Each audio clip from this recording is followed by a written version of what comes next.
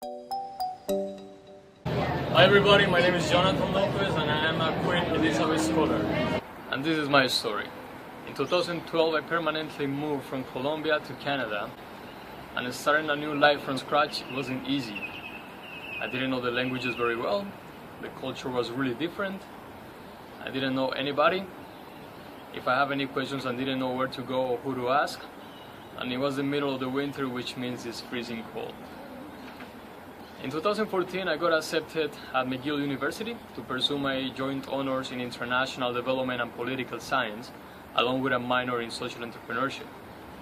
And then in 2015 I got accepted to do my internship at the United Nations High Commissioner for Refugees in Quito, Ecuador. Before I started, I thought I could relate to what refugees go through because I was an immigrant myself. But I fell short. Although about 97% of the refugees in Ecuador come from Colombia, they go through traumatic episodes in their lives that force them to leave their country and leave everything behind, everything that they know, everything that they love. And they embark in this trip to the unknown, full of uncertainty, as long as their lives are kept safe. Having the opportunity to interact with many of the refugees allowed me to gain some knowledge on the challenges that they face anywhere around the world. Finding suitable housing for the little money they have, finding proper job conditions, finding education for their children, or accessing services such as primary health care are just a few of the challenges. In 2017, I became a Queen Elizabeth Scholar, and I came to Monash University to work with the OPTIMISE Partnership Project, which aims at improving the refugee healthcare system in Australia.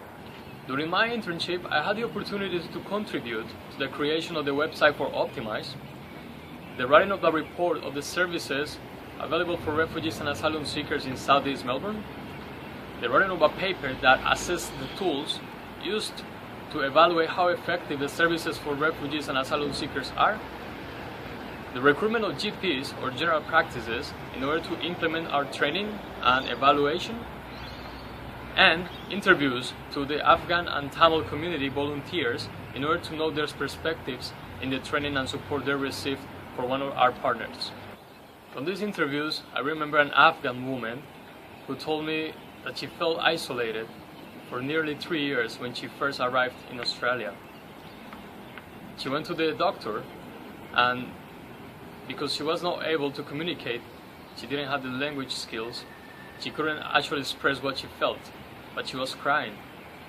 The doctor saw her crying, and the only thing he did was to give her some pills and said, "Take this, it's gonna make you feel better."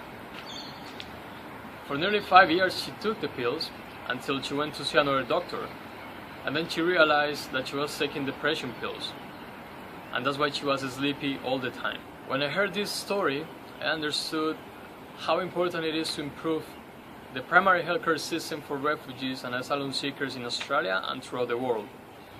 I also understood that working from the office doing research, I had the ability and the power to contribute to something bigger than myself, to help people that I will never know and make a positive impact in someone else's life.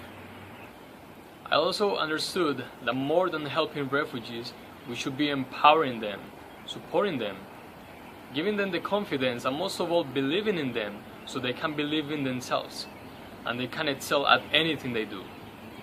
Refugees don't flee their countries because they want. They do it because they must do it. Otherwise their lives are not going to be safe. And believe me, if they're given one opportunity, they will do all they can to contribute to the societies in which they are welcome. So if I can leave you with just one thing, it is that it doesn't matter who you are, it doesn't matter where you are or what you do, you can always take a small change and trigger a big impact and change someone else's life. I'm a Queen Elizabeth Scholar, and I am a global change maker.